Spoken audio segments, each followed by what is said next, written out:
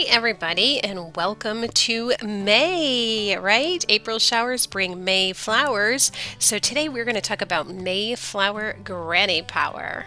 And in this 31-day series, I'm going to share my favorite flower granny square projects with you. I love these groovy, fun project ideas, and with the warmer weather, granny projects are perfect. They're small, easy to bring along on trips, and nice to save up for cooler weather to piece together. So let's get started. Okay, everybody, welcome back. It is day 9 in this series of flower crochet granny square patterns. Getting a little bit better. So this one is a PDF of a crochet pattern called Tea Party Daisy Flower Blanket. And it says, reminiscent of your childhood tea set, this sweet tea party baby blanket will be a joy to make and gift to a loved one. So let's open it up and take a look. This is available on Etsy for $5, and it is a downloadable PDF pattern. It is listed as an intermediate skill level, and I want to just take a look at some pictures here. I love this shell border. That is gorgeous, and I really love the way the squares are put together as well. Maybe we can get a closer look at that.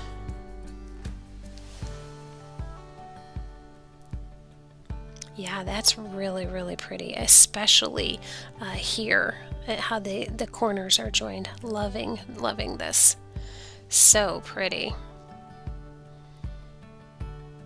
I just absolutely love these colors. But let's take a look at it in a couple other colors. So here's a brighter pink with that bright yellow. That's gorgeous too. And I love the blue as well. This to me is definitely an heirloom type project. Like you could give this as a gift, especially like a baby shower gift, and it would totally be a big hit, I'm sure. Heather says, I bought this pattern for this square joining technique and the wave border. I love how it turned out. Karen says she's plugging away at her blanket. The pattern was perfect. Pamela was not too excited though. She said, very poor support, too busy, first time ever in all my purchases on Etsy. Oh, that's too bad. I'm sorry to hear about that. She is in the minority though. Amy says easy to follow instructions and exactly what she wanted. So I hope that Pamela found what she was looking for, but everybody else seems to be very happy with this beautiful pattern by Hooked with a Twist.